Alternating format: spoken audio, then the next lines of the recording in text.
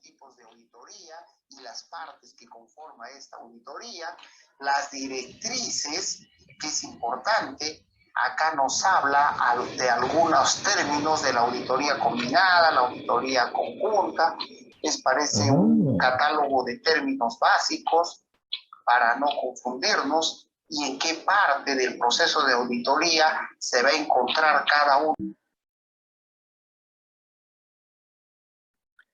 Como mencionaba, el tema que hoy día vamos a poder revisar es servicios auxiliares y ventilación en minería.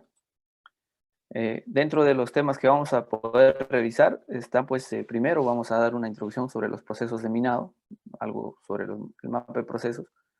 Luego vamos a ver en general qué significan los servicios auxiliares. También vamos a revisar lo que significa el aspecto de drenaje, bombeo, aire comprimido, relleno detrítico, el relleno hidráulico, el relleno cementado también, izaje de cargas, las fajas transportadoras, los miniductos. También vamos a poder ver la parte complementaria, lo que respecta a transporte de carga y también ventilación de minas, ¿no? Indicaba que la actividad minera, que es demasiado importante dentro de nuestro entorno económico como país, nosotros, quienes estamos muy relacionados al sector, entendemos pues todas las operaciones unitarias en general, ¿no? El proceso empieza pues desde la parte de inspección, la seguridad siempre, ¿no? Al área de trabajo. Luego pasamos a revisar lo que significa ya cada una de estas actividades, que por sí pues empiezan por la ventilación, luego la extracción de la carga rota, puede ser mineral o desmonte, pasa también por un desate, ¿no? Un desate de rocas sueltas, ¿ya? Y luego a un sostenimiento que va a depender mucho de la característica geomecánica de la roca, y de ahí empieza a hacerse el trabajo pues ya de perforación, ¿no? Perforación del frente mismo, y pasa a ser cargado, ¿no? Una vez cargado, la siguiente etapa es el chispeo. Lo mismo sucede de repente para tajo abierto, ya claro, las imágenes vamos a mostrar más adelante, pero en sí el ciclo de minado es continuo, ¿no? Porque una vez que se realiza el carguío o el chispeo de la detonación, vuelve a fragmentarse la roca y volvemos a la etapa inicio de ventilación. Entonces, dentro de todas estas etapas, los parámetros más importantes que gestionamos pues van a ser siempre los indicadores de productividad, ¿ya? Las horas hombre de trabajo, el rendimiento que genera un equipo, ¿no? El explosivo que se aplica para la rotura, el grado de fragmentación, el sostenimiento y por supuesto pues los costos incurridos en cada una de estas tareas. Y dentro de ello, entendemos que los elementos secundarios que van a participar van a ser pues los elementos como el agua, el aire. Ya vamos a entender también que va a haber una parte de elementos de fortificación, van a haber también elementos como la ventilación, o sea, el aire fresco que tiene que ventilarse, porque las condiciones en socavón pues ya se generan un poco más críticas cuando existen gases de diversos orígenes, entonces tiene que existirse una ventilación, podría ser forzado, natural. También elementos como a medida que uno va profundizando la excavación, pues se hace muy pesada la evacuación de carga, entonces ya existe un sistema de limpieza de carga, evacuación de carga, y también cuando ya existe mayor profundidad, existe pues el izaje, ¿no? Entonces todas estas tareas ya son complementarias, mm, sin embargo son bastante necesarias y también merecen un trato muy metódico, muy alineado de repente a un cálculo. Y ello se va a generar debido a que existen pues áreas especialistas o por decir profesionales, especialistas, investigadores o proveedores que ya conocen sobre las disciplinas, han estudiado y también hacen cálculos, ¿no? Ya un poco que llama la atención para ramas de diferentes disciplinas, o sea, para profesionales de repente mecánicos, ¿no? Quien va a incursionarse y va a poder aportar pues sobre sobre esta etapa, ¿no? Del ciclo de minado. Entonces, entendamos que de las actividades principales, las que comúnmente tratamos son pues las que vemos en pantalla, ¿no? La perforación, la voladura, ¿no? El diseño, el acarreo, o sea, son etapas principales y donde siempre debe existir pues un diseño estándar, ya muy alineado al diseño de la mina, ¿no? Entonces, estas etapas eh, van a decantar también en indicadores generales, que van a ser los principales, pero pensemos que en todas estas tareas también van a participar elementos secundarios y también indispensables, ¿no? Ahora, mm, veamos un poco la configuración de una mina. Una mina que bajo un yacimiento se ha presentado pues para, para poder disponer de un mineral, y ya una empresa ha estudiado la viabilidad de este proyecto y ha empezado a generar la explotación. Entonces, en ese proceso de apertura sobre los proyectos, pues empieza a generarse justamente los servicios auxiliares, ¿no? Porque podríamos decir, desde que se empieza a instalar el agua para la perforación, para la primera perforación, o el aire para la primera perforación, la ventiladora para ventilar la primera voladura. Entonces, desde ahí ya nacen los servicios auxiliares, que van a ser pues los servicios complementarios que van a tener que dar soporte a la continuidad de esta actividad. Ahora, una vez que esta actividad va a empezar a profundizarse, va a generarse mayores excavaciones, diseños que van a contemplar de repente desarrollos, preparación, ¿no? Ya incurridos en un CAPEX, y también generados pues desde un análisis de diseño o planeamiento. Entonces, ahí mismo va a ampliarse el área o los servicios auxiliares, ¿no? De esta forma, podríamos decir que la mina va creciendo y el área de servicios auxiliares también va ampliando su soporte, todo el alcance que va a tener que generarse desde la planificación, ¿no? Desde el presupuesto, tiene que amarrarlo hasta el proyecto final. Entonces, si quisiéramos saber que en el proceso va a generarse agua, entonces, o existe un nivel freático, entonces vamos a saber que vamos a encontrarnos con una presencia de filtraciones de agua que podrían afectar nuestro ciclo, podrían afectar o interrumpir nuestro avance. En ello, lo que tiene que hacer o lo que tiene que gestionar la operación es pues ya estructurar un diseño de drenaje, ¿no? Y si vamos profundizando y el agua permanece o se mantiene un poco más alto de volumen, o sea, empieza a acrecentarse el volumen, ¿no? Entonces ya vamos estudiando un poco más ya la forma de implementar un sistema mucho más complejo, ¿no? Y si tú tienes una profundidad de repente que has alcanzado quizá medio kilómetro desde el nivel superior, donde has empezado tu excavación, ¿no? Como se puede ver acá en la figura, el agua pues por gravedad va a tener que caer en la parte más profunda, ¿no? Entonces ya vas diseñando un sistema de drenaje un poco más complejo, de repente para hacer bombeos en serie, y esto pues se tiene que sustentar bajo cálculos también técnicos, ya desde una perspectiva más mecánica, eléctrica, ¿no? Entonces, esos justamente son los servicios auxiliares que se tiene que trabajar desde la apertura de la operación, trabajar muy paralelo al ciclo de minado y también muy próximo, muy propio y muy pegado a la planificación y al presupuesto, ¿no? Ahora, eh, para nosotros entender que todo esto va a ser soportado por un marco legal, existe pues ya el reglamento, ¿no? El reglamento que enmarca los parámetros de control, ¿ya?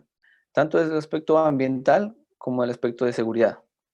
Y nos alineamos, si quisiéramos revisar, ¿no? Los parámetros que vamos a tener que controlar, tanto por decir un ejemplo, en la generación de gases en socavón. Entonces vamos a tener que monitorear, controlar que el aire pues sea lo más limpio posible y que permita garantizar la continuidad y la seguridad de los colaboradores en un interior mina. Entonces, estos parámetros son puntuales que van enmarcados, van direccionados desde el reglamento, y lo que hacen también las mineras, el titular o el dueño de la mina, ¿ya? En caso de pequeñas mineras también, lo que ejecutan es pues ya sus reglamentos propios, ¿no? Reglamentos internos, los reglamentos de trabajo, reglamentos de la compañía, ya un poco que estructura la información, te da un poco más de alcance para que estos parámetros de control, sea infraestructura, ventilación, agua, requerimiento de agua, drenaje, izaje, ¿no? Entonces, todos estos lineamientos respeten siempre el reglamento o los parámetros que te exige la norma, ¿no?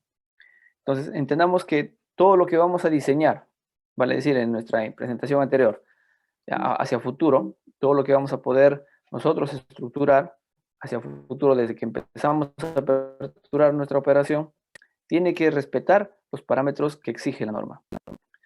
Vamos a empezar primero por lo natural, ¿no? Lo natural en toda mina, en todo aspecto operacional, va a ser pues la presencia de agua. Existen sí minas bastante secas, ¿no? Donde ya el terreno es un poco desértico, pero en la gran mayoría de minas existe pues la necesidad de trabajar con agua y la necesidad también de combatir el agua si existe una filtración natural, ¿no? Sobre todo en zonas donde existe mucha vegetación, ¿ya? Donde el nivel freático es bastante, está muy constante, ¿ya? Y todavía acompaña, a pesar que la profundidad de los niveles de la mina empiezan a avanzar. Entonces el agua empieza a generar cierta incomodidad a la operación. En algunas minas donde es bastante seco, pues el agua es una bendición, ¿no? Se puede decir que el agua te va siempre a dar el regado, ¿no? Te va a permitir avanzar, utilizarlo para la perforación, ¿ya? Entonces, en realidad no se puede decir a cierto grado de que exista una operación muy saludable o muy comprensible con el tratamiento del agua, ¿no? Lo que sí existe es que el agua, de cierta forma, cuando la roca es suave también, es bastante incompetente, entonces el agua pues también genera eh, cierto malestar para la operación porque se tiene que hacer un estudio mucho más pesado del sostenimiento, porque como sabemos, el agua, ¿no? El agua empieza a lavar, a limpiar, a medida que va bajando por gravedad empieza a debilitar la roca, y lo que genera, pues, en este caso es una condición, ¿no? Cuando tenemos una roca incompetente con filtración de agua, pues vas a tener que aplicar un sostenimiento un poco más pesado. Entonces, es ahí donde decimos que el agua no es un elemento correcto. Pero vayamos a la condición natural que se presenta en este caso. Acá vemos dos imágenes. Una es una zona de bombeo de socavón, la que vemos en el lado izquierdo, y la que vemos en el lado derecho es el empozamiento de agua sobre la profundidad de un tajo abierto, ¿no? Entonces, entendamos que el agua, pues, por gravedad siempre va a decaer o va a llegar a los niveles inferiores, ¿ya? Entonces, lo que se evita siempre también en algunas minas es que eh, llegue sobre todo a la rampa principal de avance, ¿ya? Que para muchas minas es pues el alma de la operación, ¿no? A medida que uno va avanzando su diseño de mina, va a siempre aperturar la profundidad, y si tu profundidad se encuentra inundada, pues va a quedar inaccesible, ¿no? Entonces, el agua aquí viene a ser un elemento a combatir, y para eso se tiene que hacer estudios, primero desde la planificación, ¿no? Entonces, en la planificación se determina cuánto de volumen de agua se va a generar de repente en cierto tiempo. Si es en tajo abierto, de repente se va a considerar temas climatológicos, ¿ya? Igual como toda la información va a partir desde un estudio de perforaciones, ¿no? Sondajes. Entonces, una vez entendiendo que el agua existe, ya, por condición natural o por necesidad, porque la necesidad de la operación también exige una demanda de agua, porque el agua va a ser necesaria para la etapa de perforación, para la etapa de regado, para la etapa de eh, lavado de equipo, o sea, otras actividades adicionales. Entonces nosotros sabemos que el agua también es indispensable en las operaciones mineras, ¿no? Una vez que el agua ya forme su presencia en las operaciones, lo que tenemos que hacer es tratar de controlarlo. Otra exigencia que tenemos también es que si el agua se pasa por las operaciones mineras, digamos, y se concluye en que va a llegar a una zona de bombeo, va a pasar de repente por operaciones de talleres, ¿no? Entonces, cuando sale o se devuelve a la naturaleza, este agua tiene que eh, indicar valores eh, de agentes contaminantes nulos, ¿no? O sea, tiene que responder a ciertos parámetros de control en tema de acidez, o sea, un pH neutro, tiene que responder a que la calidad de este agua tenga pocas impurezas, ya, lo menos posible. Entonces, esos límites máximos permisibles también están bajo un marco legal. Y para eso también existe un estudio de cómo devolver el agua a los ríos, ¿no? A los ríos, a la población, para de repente otro tratamiento. ¿Ya? Entonces, las empresas mineras lo que realizan es un drenaje o un bombeo, que se le puede llamar de repente a este servicio. Entendiendo que ya existen un análisis de cálculo de cómo va a combatirse el agua, entonces muchos diseños ya empiezan a estructurarse en la planificación, ¿no? Si vamos a empezar a generar taludes, ya, vamos a empezar a, a calcular a qué cota va a llegar nuestra profundidad de talud o de tajo, o cuál va a ser la cota del último banco. Entonces vamos a saber también cómo vamos a qué caudal de agua vamos a tener que evacuar. Y por ello pues ya se generan ciertos estudios, ciertos análisis que al final pues te van a permitir diseñar de repente canales de desvío, ¿no? Ya, esto por decir, para caso de botaderos también es necesario porque el agua viene de repente en presencia de un porcentaje de humedad en cargas fragmentadas, como puede ser el desmonte, ¿no? Existen casos donde de repente acumulación de carga sin estudio han sido acumuladas en un stockpile y lamentablemente pues luego de un tiempo esta carga ha sido o viene a ser colapsada, ¿no? Porque justamente no se hizo un análisis de, de estudio sobre el agua que se iba a generar, ¿ya? Un nivel que se iba a generar de repente de agua en el interior de la carga y que al final genera pues que la carga ceda, ¿no? Entonces, estos estudios son necesarios y ya hoy por hoy pues las empresas hacen, inclusive contratan ya consultores para que se dediquen netamente a hacer estos cálculos y puedan darte la mejor alternativa posible para diseñar un buen drenaje, ¿no? Esto es una imagen, por decir, de cómo se empieza a trabajar antes de realizar la acumulación de carga, ¿no? De la carga fragmentada. Entonces se colocan geomembranas que te van a permitir que el agua que acumule, o sea, la carga que acumules, que de por sí va a contener cierto porcentaje de humedad, sea drenada y al final pues caiga sobre un canal, ¿no? Sobre un canal que podría ser tuberías, en este caso pues vemos una pequeña construcción de cemento, ¿no? Pero en algunos casos pues también pueden ser tuberías o canales con geomembrana, ¿no? Entonces, ¿para qué se hace este tipo de cálculos? Justamente para que con el tiempo, a medida que va generándose la operación, los trabajos a futuro, ¿no?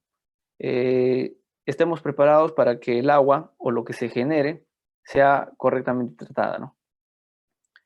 En caso de botaderos, en caso de canales eh, o actividades que van muy relacionadas a la actividad minera, pues todo lo que genere la operación minera en movimiento de tierras, ¿ya? En movimiento de carga, ¿ya? En desconfigurar la naturaleza, pues tiene que ser tratada, ¿no? Porque al final es parte de nuestra responsabilidad también como ejecutores, tener este control, llevar bien los parámetros de tratamiento y responder pues ante una fiscalización, porque lo que va a pasar siempre es que vamos a tener que responder a un control que rige el Estado, ¿no?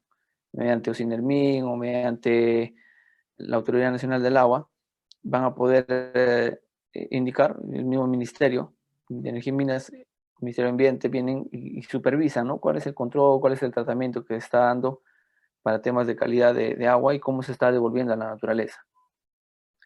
Entonces, lo que vemos hasta ahora es la parte del tratamiento de agua en la superficie. Sin embargo, cuando las operaciones son un poco más intensas, más complejas, como el caso de minería en socavón, pues lo que se va a tener que trabajar en este caso ya pues va a ser un estudio mucho más entendible de la estructura interna del laboreo. Entonces, los estudios previos nos han determinado de repente que existe un nivel de la napa freática, ¿no? O nivel freático. Estos estudios nos han determinado que a futuro vamos a tener mucha presencia de agua.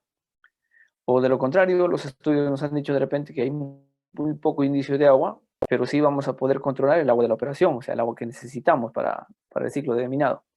Entonces, lo que va a diseñarse en el presupuesto va a ser pues las bombas que van a ser necesarias para que ese caudal de agua que va a afectar la operación sea distribuida, ¿ya? Y sea llevada a superficie, ¿no? Es ahí donde aplicamos nosotros el diseño de bombeo. Y el diseño de bombeo también viene dado por un cálculo mecánico, ¿ya? Un cálculo de capacidad eléctrica también, donde no solamente participa el minero, ¿no? El minero de por sí es el ejecutor, es el que va a gestionar toda la excavación, ¿ya? Y los servicios auxiliares, pero las otras disciplinas como la mecánica, ¿ya? La mecánica de fluidos y la eléctrica también van a tener que participar en este estudio porque son pues quienes van a tener que dotar de todas las competencias e indicar cuáles van a ser las capacidades de bombas, ¿no? Las recomendaciones que se va a tener que trabajar, ¿no? Entonces, ellos van a poder aportar mucha información para el diseño integral de la mina.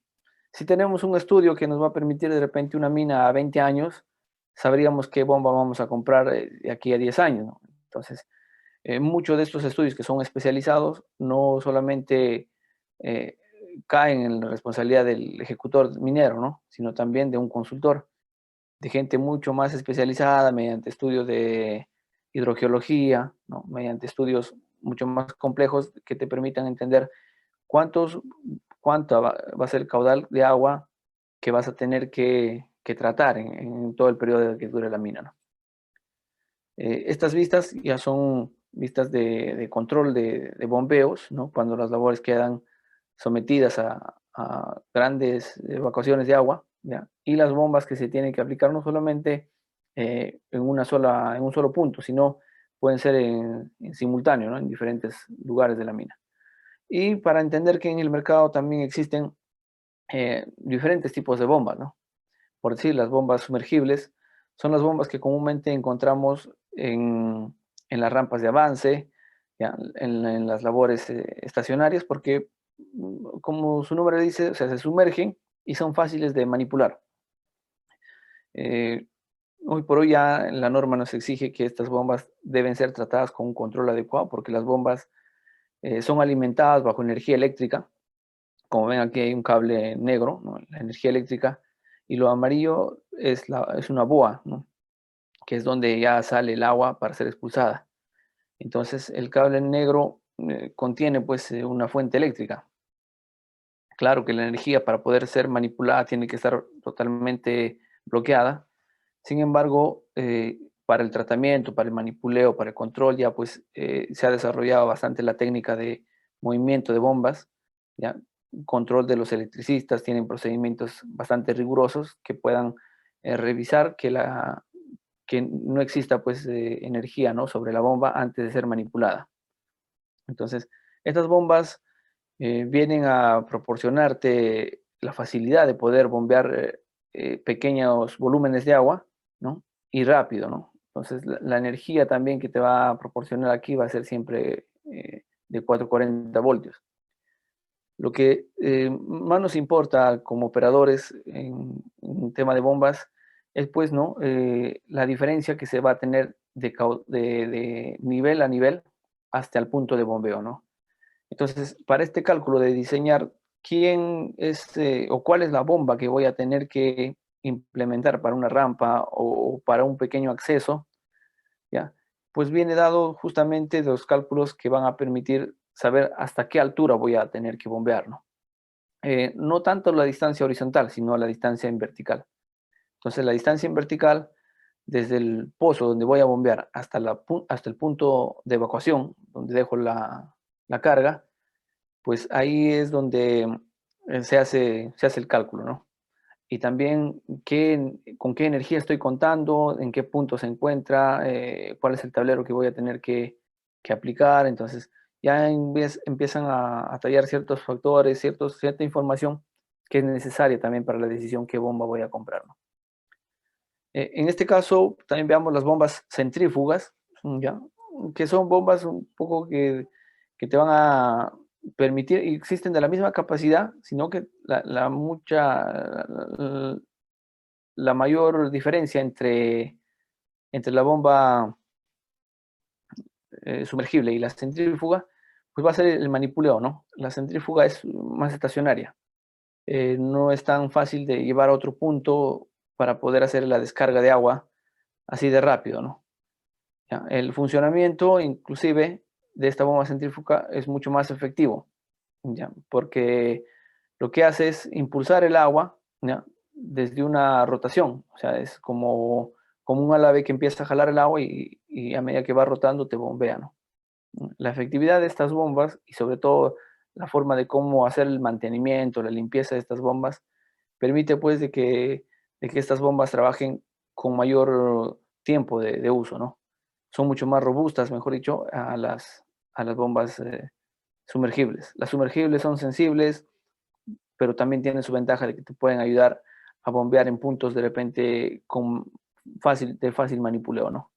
En cambio, las centrífugas son estacionarias, o sea, se quedan en un solo punto y se tiene que instalar para darle un piso, un soporte, un nivel bien firme y que no puedan estar moviéndose de un punto a otro, ¿no? Las bombas verticales ya en su mayoría son pues las que se utilizan en profundidad, ¿no? Eh, ya están ubicadas en zonas más definidas y al referirme en profundidad, quiero decir que si por decir estamos en una zona, en un nivel principal de la mina, ¿ya? Se coloca esta bomba vertical, ¿no? Y prácticamente lo que te va a evacuar va a ser una carga de mayor volumen, ¿ya? De mayor efectividad y también de mayor trabajo. Vale decir, ¿no? Si yo haría una comparación entre la sumergible, la centrífuga y la vertical, pues las sumergibles las uso para labores de mayor dinámica, ¿no? O sea, las que avanzas, las que estás avanzando y donde te vas a empezar a mover, o sea, sacas dentro del ciclo de minado, ¿no? Estás con un jumbo en rampa negativa, empiezas a bombear, terminas la tarea de la perforación, retiras la bomba para realizar el disparo, ¿no? En este caso de las bombas sumergibles. Las bombas centrífugas que son estacionarias, ¿ya?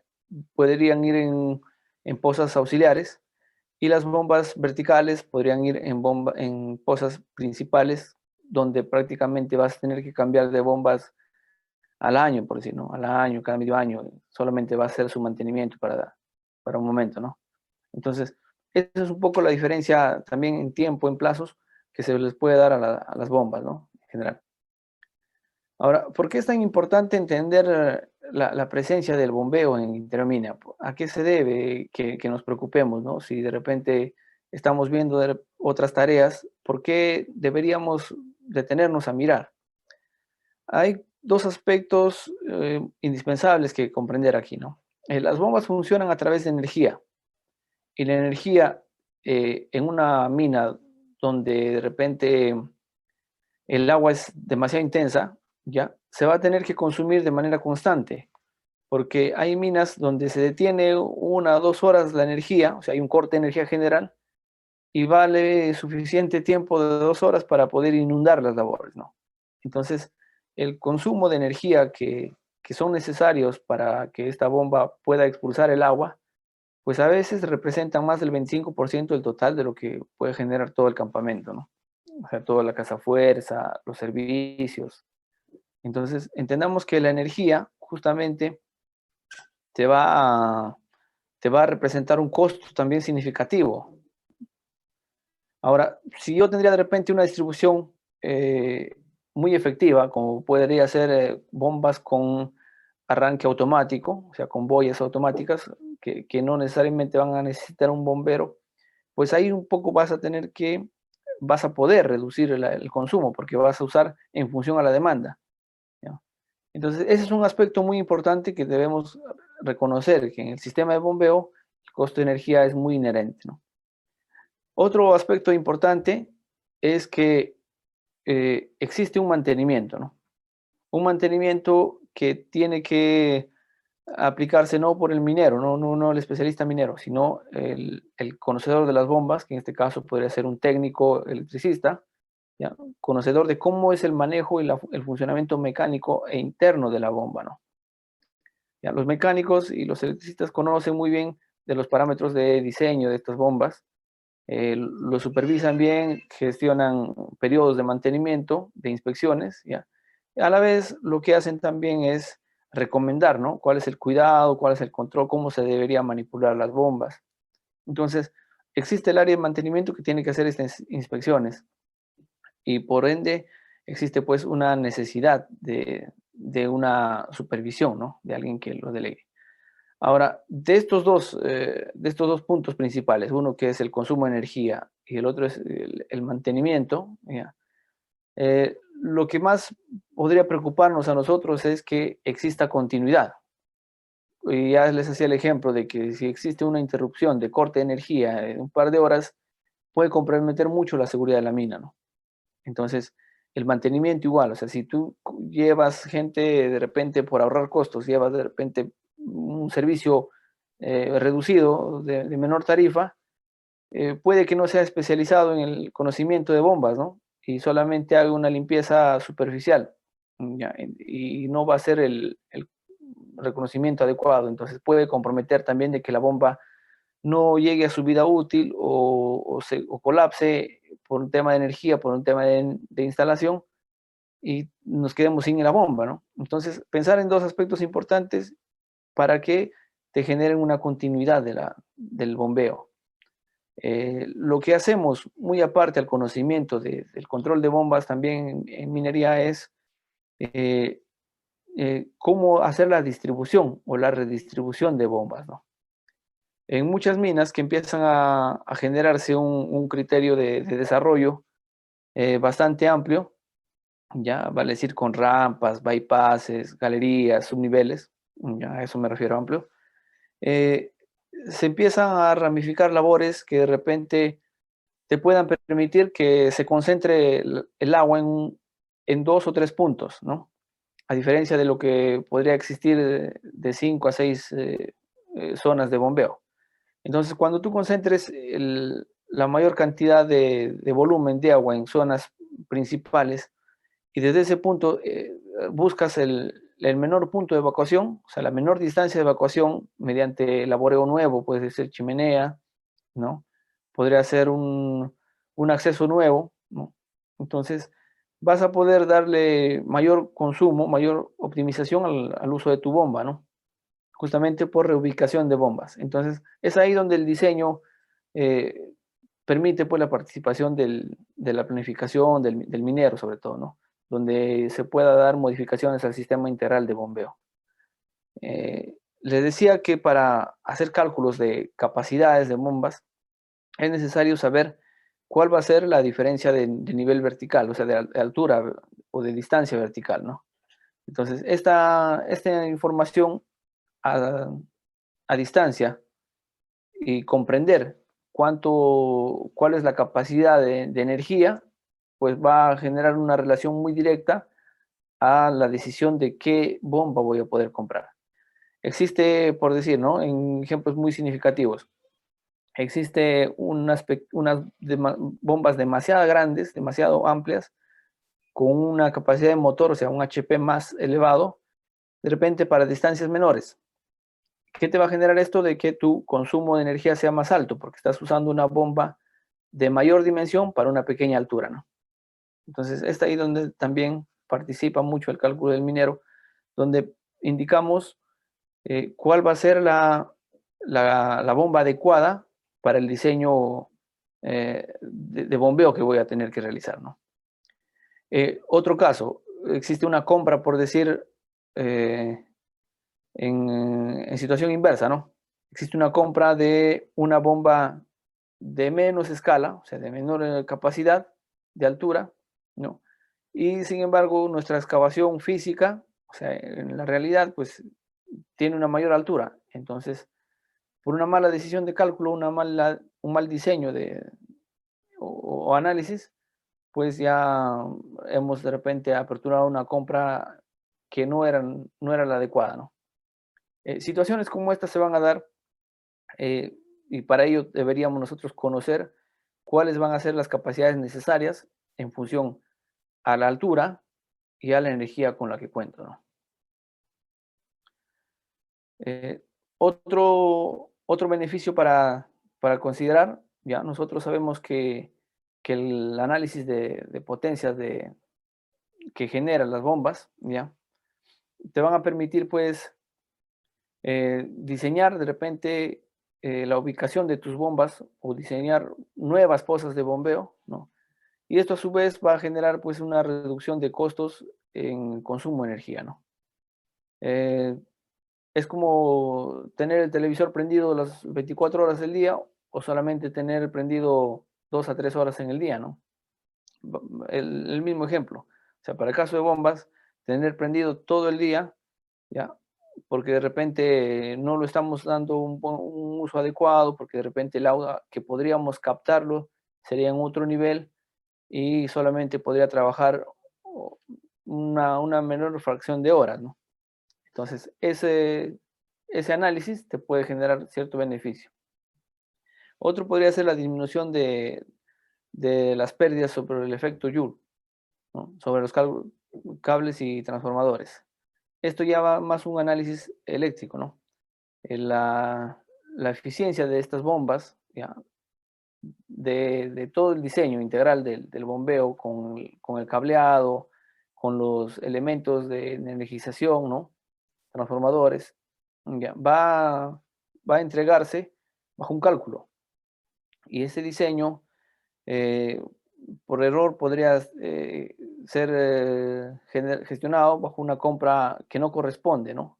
En tema de diámetro de cables. Entonces, lo que se puede permitir ahí es hacer una modificación en el diseño. Y se va a aperturar mayor potencia para la bomba, ¿no? También cuando existe la reducción sobre caídas de tensión, o sea, hay minas donde se tenía un transformador principal que podría alimentarte hasta cierta distancia, pero a medida que ha crecido la mina, pues se ha avanzado bastante, ¿no? Y lo que sucede ahí cuando el cableado tiene mayor distancia, pues ya se da apertura a una caída de tensión. Y las caídas de tensión son justamente cuando el voltaje empieza a descender, ¿no? Se tiene una energía constante, por decir, entre 420 a 440, y por ahí empiezas a sentir que la energía llega solamente a 390 voltios. Entonces ahí empiezas a sentir la caída de tensión justamente por la distancia de la subestación o del transformador o de la alimentación principal hacia tu tablero o a la ubicación de la bomba, ¿no? Entonces, se tiene que hacer esas modificaciones en el sistema eléctrico para que también se pueda generar mayor potencia al, al bombeo y a su vez, pues, el caudal que se va a evacuar va a ser también de manera constante y de mayor volumen, ¿no? También hablemos del aumento de la disponibilidad de potencia de los transformadores.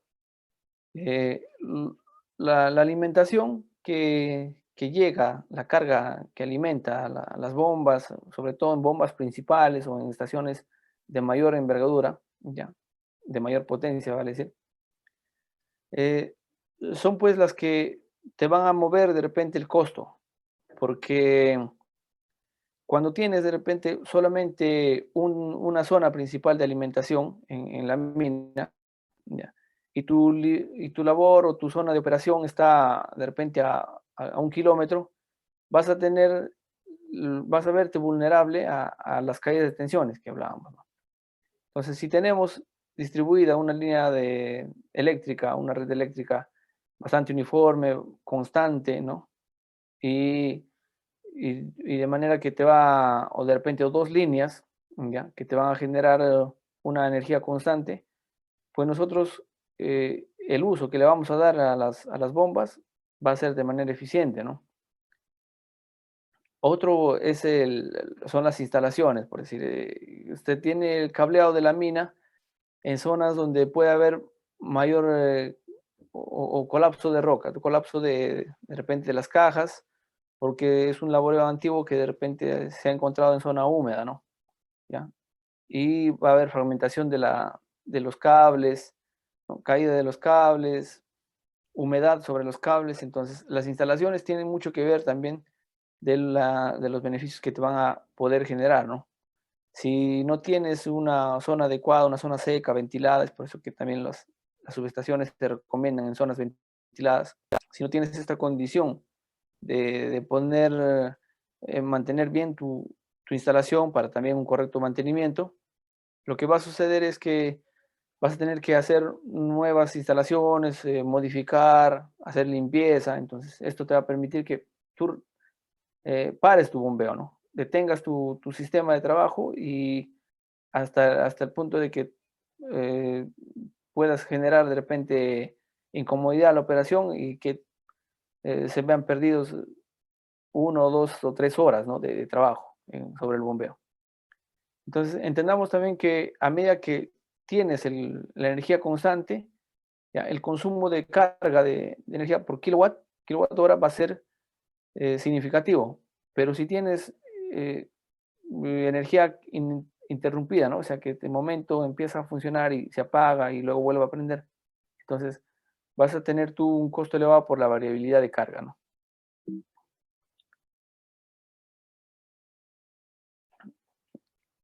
Bueno, ya casi pasando a la parte final del tema de tratamiento de aguas, ¿ya? Es también obligación por la parte legal y por la parte de responsabilidad social que nosotros sepamos cómo administrar estas aguas, tanto para el reuso en interior mina, reuso en planta, ¿no? O también como devolución de las aguas hacia la naturaleza, ¿no? En muchos casos estas aguas pueden inclusive ser tratadas para consumo, ¿ya? Pero mucho depende de qué o cuál va a ser tu sistema de tratamiento, ¿no? Eh, las minas que hoy por hoy trabajan con muchos altos estándares de control, ¿ya? Pues están y se lleva muy por alto el orgullo de poder pues gestionar aguas que han pasado por su acabón, hacer aguas que van a devolverse a los ríos, ¿no? ¿Ya? Mucho se habla del tema social en este aspecto, pero así como escuchemos el caso de Cerro Lindo, por decirlo, que el agua salada del mar lo ha tratado y le ha liberado las sales para que puedan ser usadas en su operación.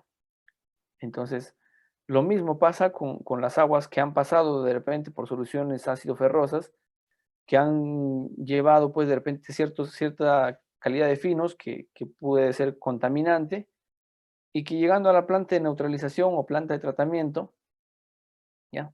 Han sido purificadas, ¿no? Al punto de poder ser tratadas y devolverse al río. Entonces, las empresas que han alcanzado estos niveles de control, ya llevan pues ese orgullo de poder gestionar cierta responsabilidad social de manera muy optimista, ¿no? Se diría porque no es fácil coger el agua de la mina y tratarla.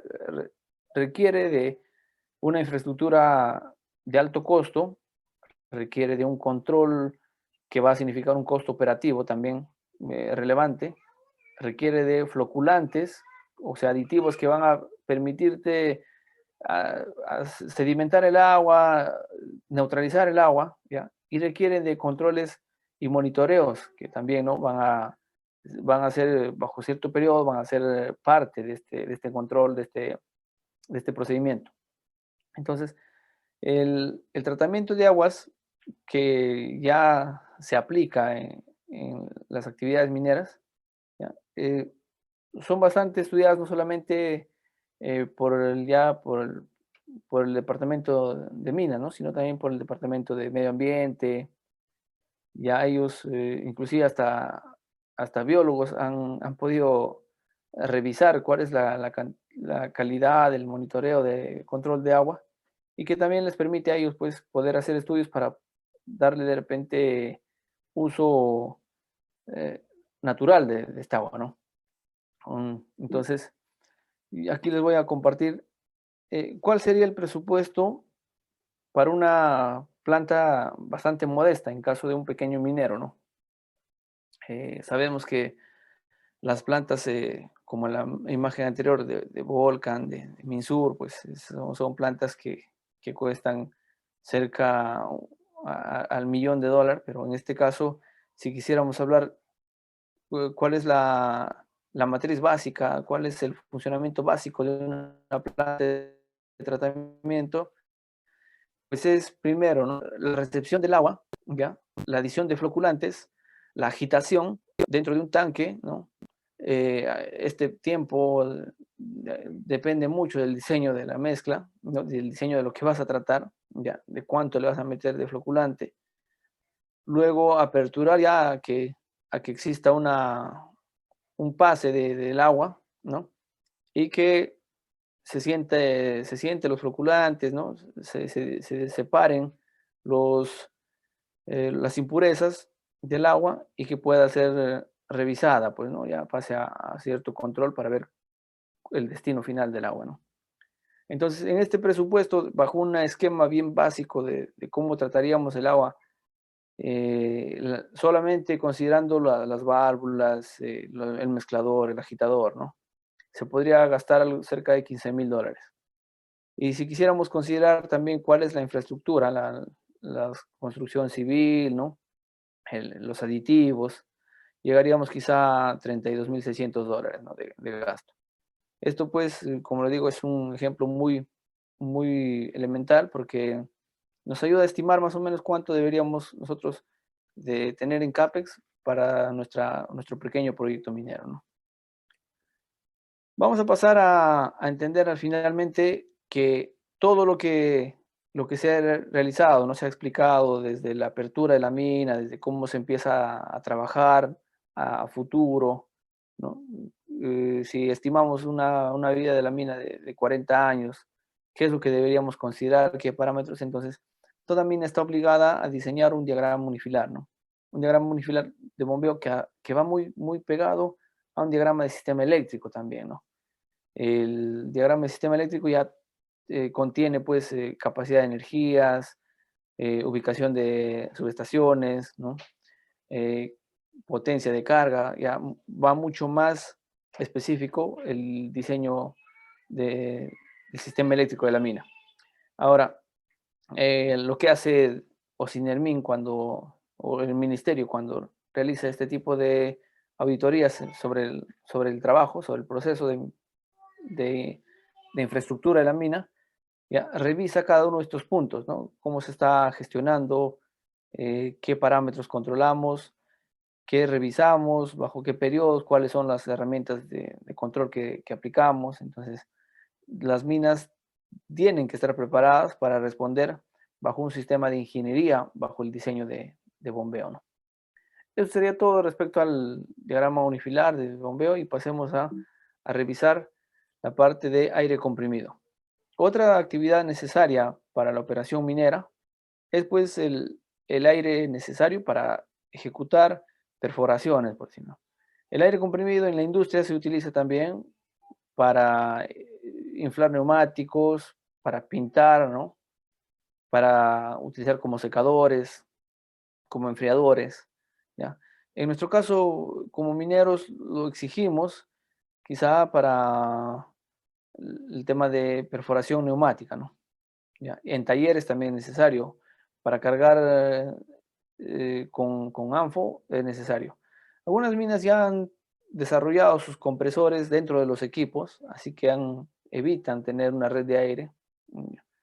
Pero las minas que todavía persisten con el diseño de aire dentro de su línea, dentro de su infraestructura, pues deben respetar los controles, ¿no? que indica justamente la norma.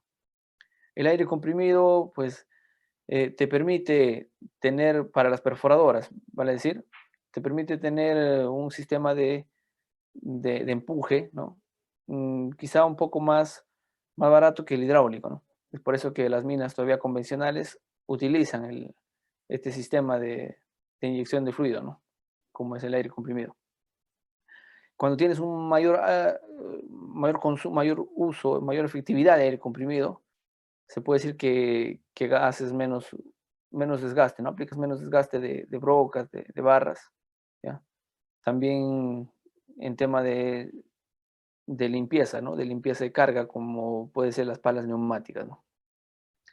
Ahora, las compresoras que se tienen en interior mina, ¿ya? O en la casa fuerza, ¿ya? Que va siempre en superficie, y las compresoras que se tienen ya de los equipos en interior mina, tienen el mismo principio.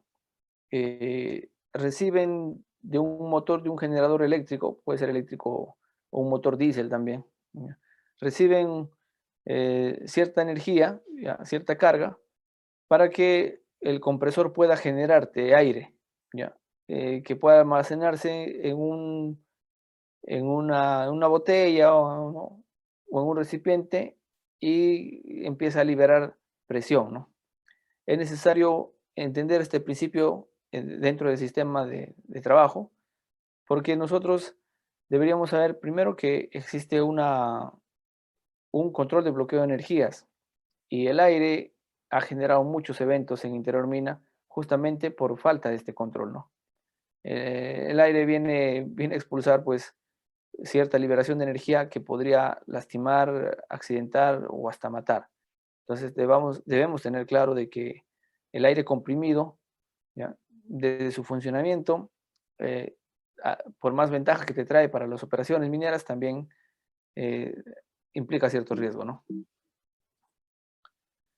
Eh, el aire hay que entenderlo desde la capacidad que te genera en los pies cúbicos por minuto, ¿ya?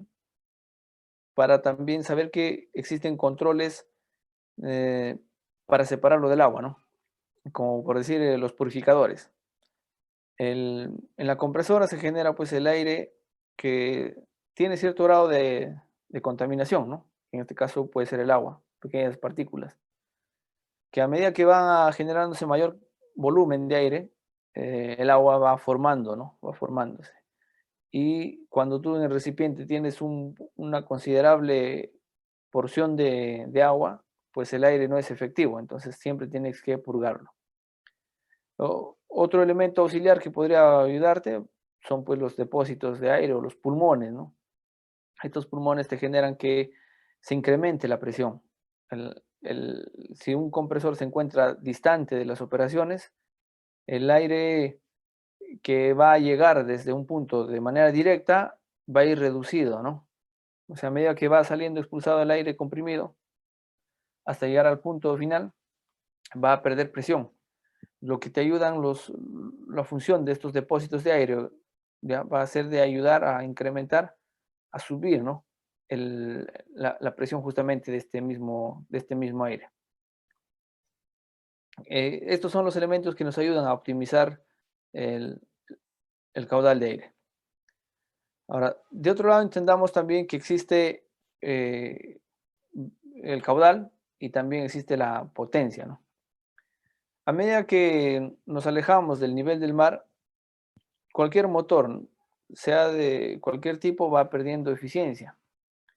Este es un cálculo que parte desde un análisis ya estudiado de que a medida que va subiendo de altura, ¿no?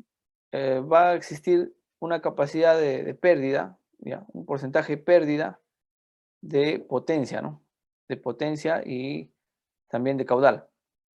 Entonces, aquí en la tabla es muy representativa. Por decir, las minas que hoy conocemos están pues entre 3.000, 4.000 hasta 5.000 metros sobre el nivel del mar, ¿no? Eh, recordando que 15.000 pies representa 5.000 metros sobre el nivel del mar, entonces podríamos hacer la equivalencia de cuánto de pérdida de porcentaje tenemos sobre el caudal y sobre la potencia, ¿no? Esta tabla es bastante, da bastante ayuda cuando, por decir, los pequeños mineros quieren llevar su compresora, que en Lima te puede funcionar por una compresora de 3 martillos, ¿no? Te puede funcionar muy bien, pero ya sabiendo que vas a llegar a un nivel de 4.500 metros sobre el nivel del mar, ¿no? Vas a perder pues un porcentaje significativo, prácticamente entre 33 y 35% de la capacidad. Entonces ya vamos a pensar que no solamente voy a tener una compresora de 3 martillos en nivel del mar, sino ya van a ser quizás 2 martillos, ¿no? Entonces, ese análisis nos ayuda a interpretar qué inversión vamos a tener que hacer a inicio del proyecto. Estoy hablando de ejemplos a pequeña escala, pero también se hacen consideraciones a mayor escala, ¿no? Como el caso de empresas grandes que todavía trabajan con sistemas de aire complejo. Eh, ya para quienes estamos muy relacionados a este tipo de controles, de manipuleo de aire comprimido, hacemos cierto análisis para encontrarle cuál sería el mayor uso óptimo del aire comprimido. Aquí voy a mostrar dos casos muy prácticos, ¿ya? En principio, se tiene pues que todas las máquinas en la mina no van a trabajar siempre a la misma hora, ¿no? Vale decir, tienes 5 labores en interior mina y en 5 puntos vas a necesitar aire y vas a tener de repente una compresora o 2 compresoras en superficie. Entonces todas no van a trabajar o todas las máquinas no van a trabajar a las 9 o 9 en punto de la mañana, todas en simultáneo, ¿no? Lo que se espera siempre es que se dé el caso, ¿ya? Entonces, ya hoy por hoy se tiene la técnica de que existen pues sensores PLC, ¿no? O que son pequeños sistemas inteligentes que te permiten monitorear en qué momento va a iniciarse la operación. Entonces, ¿qué regulan estos sistemas? Lo que hacen es, para darle un mayor consumo óptimo, ¿no? Es que la carga que va a salir de tu aire comprimido, pues sea intenso en el horario de mayor demanda, ¿no? ¿Ya? Y que a medida que se va de las 5 labores, que van reduciéndose el consumo, ¿no? Y solamente de repente después de